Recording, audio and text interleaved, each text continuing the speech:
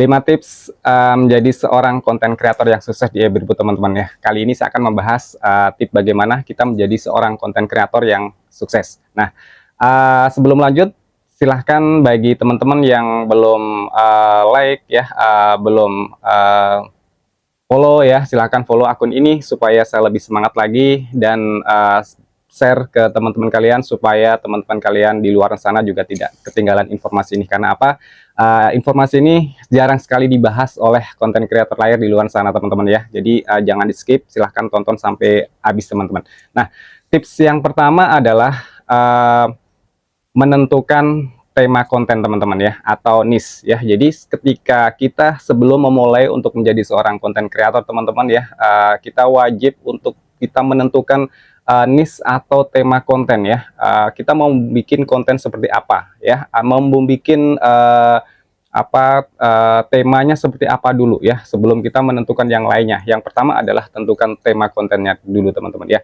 Supaya apa? Supaya nanti orang-orang akan mengenal kita. Oh, ternyata kreator ini membahas tentang masak-masak. Jadi ketika misalkan ada orang yang pingin cari tahu tentang kreator memasak, nah dia bisa menonton di channel ini teman-teman. Tuh ya, jadi yang pertama tentukan niche atau tema konten. Lalu apa yang kedua untuk menjadi seorang konten kreator yang sukses di Ebirbo? Yang kedua adalah membuat akun. Jadi membuat akun ini saya letakkan di tips yang kedua teman-teman ya. Jadi ketika kalian sudah mempunyai tema yang ingin menjadikan konten kreator, baru kalian tentu membuat akunnya teman-teman ya. Tapi kalau yang sudah punya akun, silahkan tinggal dilanjut aja. Yang sudah punya akun sebelumnya, nggak apa-apa, tinggal dilanjutkan aja teman-teman ya. Jadi yang pertama adalah menentukan tema atau niche konten, kemudian membuat akun teman-teman.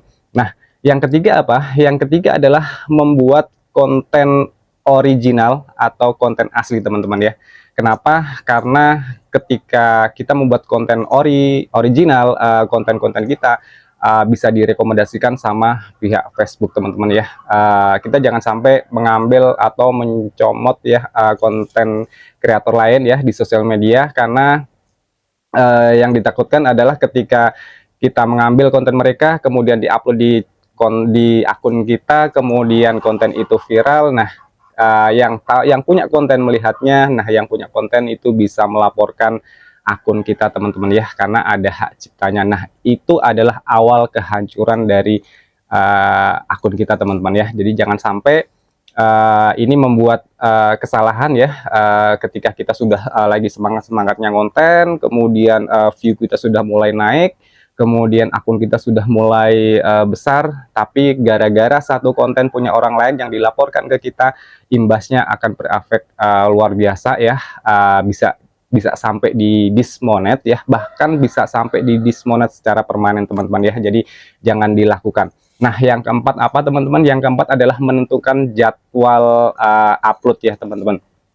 Jadi kalau misalkan kita sudah mau fokus ya, tentukan jadwal upload konten kalian ya. Misalkan sehari mau berapa konten, di jam berapa kita uploadnya. Nah, kalau saya boleh saran untuk pemula ya, bisa 3-4 konten sehari teman-teman ya.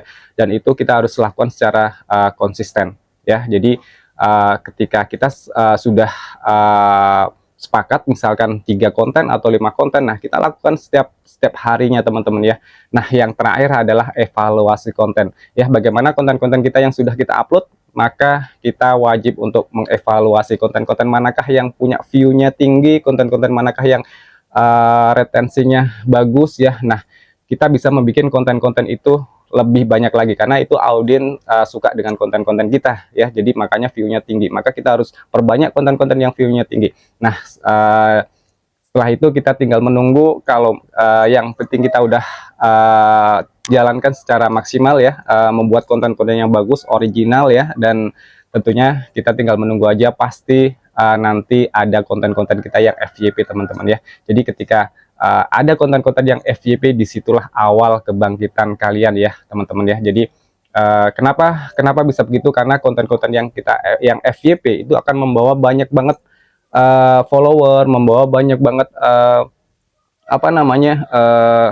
follower yang datang ke akun kita, sehingga mungkin dia bisa akan melihat beranda kita, melihat-lihat akun kita, dan mungkin konten-konten yang lain juga akan ketonton juga teman-teman ya. Jadi intinya kita lakukan ke 5 tips tadi di awal ya, yang sudah saya sampaikan. Semoga tips ini bisa membantu teman-teman semua, bisa bermanfaat, dan kita bisa sama-sama sukses di FBRU ini teman-teman ya. Oke, terima kasih, semoga bermanfaat, dan bisa share ke teman-teman kalian semua supaya teman-teman kalian di luar sana juga tidak ketinggalan informasi ini. Sekian dari saya, terima kasih. Assalamualaikum warahmatullahi wabarakatuh.